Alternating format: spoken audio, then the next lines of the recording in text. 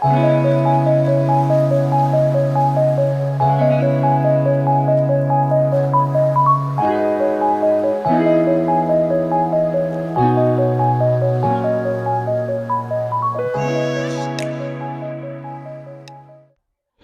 morning, good afternoon, good evening, wherever you're watching from. My name is Victory Odama, and I'm going to give a brief talk about gender-based violence, specifically from bystander to changemaker, challenging negative norms in Africa.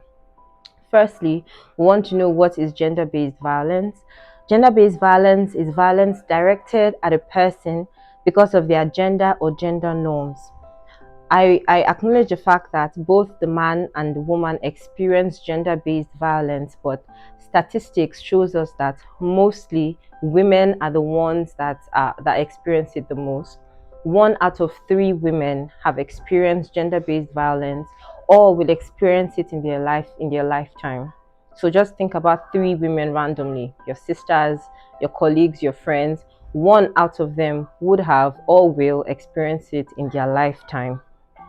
This could be a home, it could be in the workplace, it could be on the streets. And I noticed that a lot of times we mistake and exchange domestic violence for gender-based violence. But what we need to know is that domestic violence is under the umbrella of gender-based violence. Domestic violence is limited to the home front, that is with an intimate partner, with it could be with a parent and a child, but mostly in intimate settings, a boyfriend, a husband. Whereas gender-based violence, it can be found anywhere. It can be by your colleague, it can just be on the street. We hear a lot of catcalling. I remember myself as a young girl. Sometimes I'm walking on the streets and older men will just be calling at you, catcalling. That is also considered as gender-based violence. Include the female genital mutilation, child marriage, early or forced marriage, sexual harassment, like I said, catcalling and the likes. 200 million girls and women have had female genital mutilation in their lifetimes, and sometimes this happens at few weeks in their life, although in other cultures it happens at 15 years old and some others in their adult life.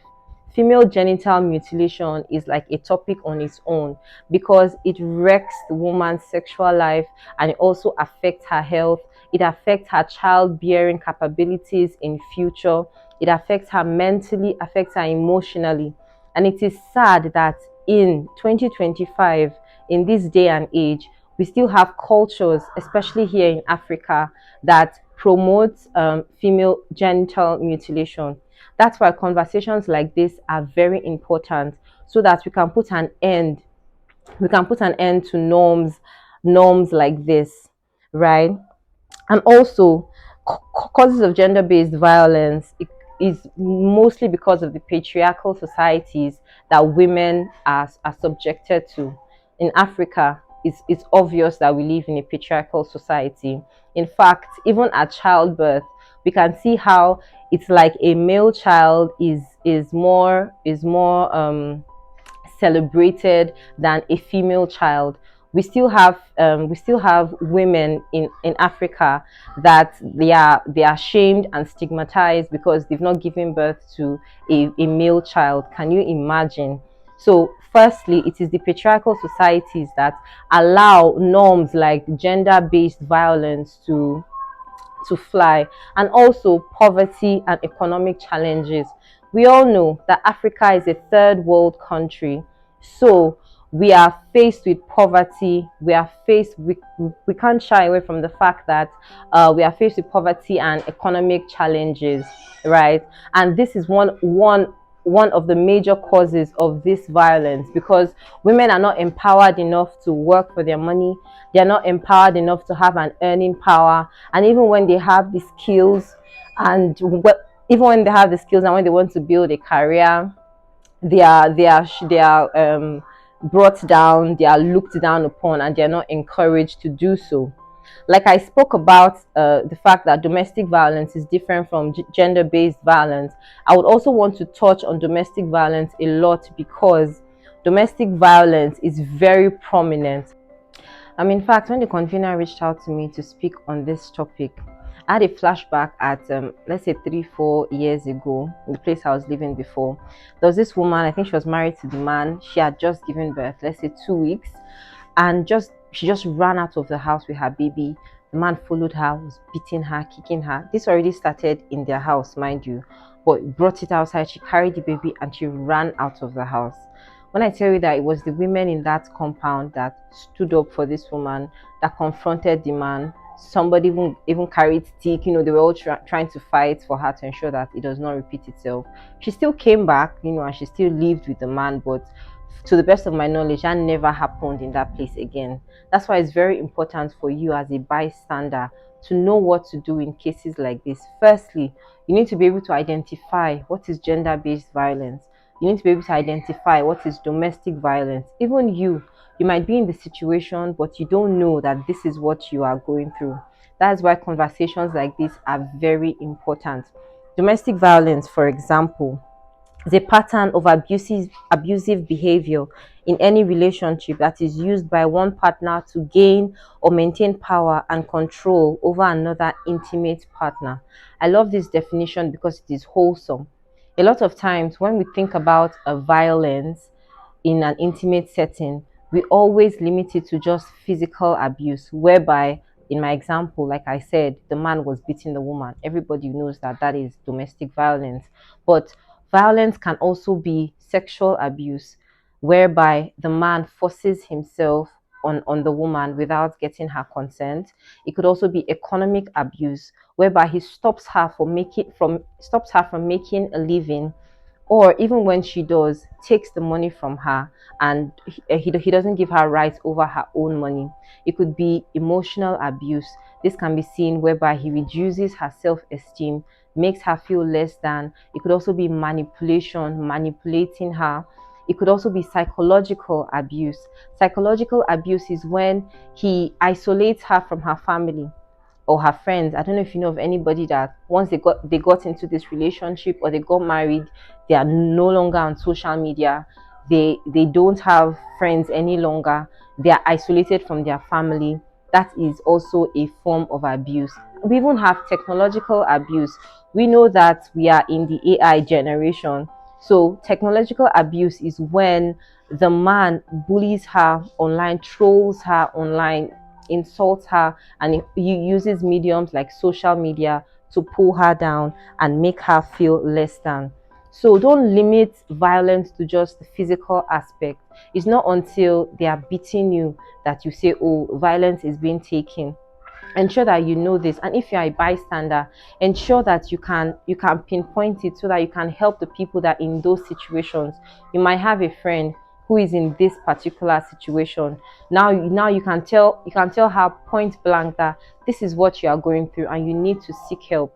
Please, if you are in this situation, ensure that you seek help. Ensure that you seek help. And I am pleading with you, if your life is at risk, either you want to self-harm because of the situation that you are in, or your partner is harming you, your partner is trying to harm you physically, ensure that you remove yourself from the situation. Don't even go into the legal don't yet go into the legalities of divorce, because that might take time. But first and foremost, remove yourself from that situation, because your life is at risk. If it's a colleague, or if it's somebody in your community that is causing this violence against you, please reach out to authorities, reach out to a police or something. Ensure you speak out. If you see something, please say something, and please let us not go about shaming people who have voiced out that they have been in this situation. It does not mean that they are less than. In fact, it takes strength for you to come up and say, I have been facing violence and I want to speak up against it, and I have removed myself from that situation. It's also quite sad to know that in Africa, because we're very religious people, it's quite sad to know that religion is one of the things that have kept women in situations that do not pay them.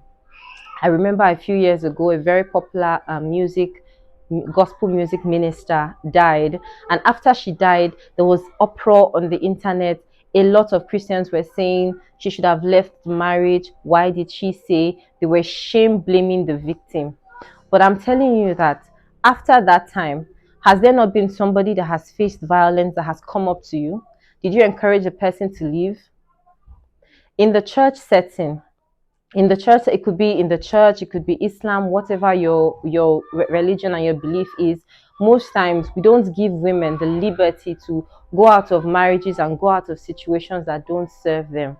I'd want to say that even the Bible says that he has set before us life and death, but he went further on to say choose life so that you will live.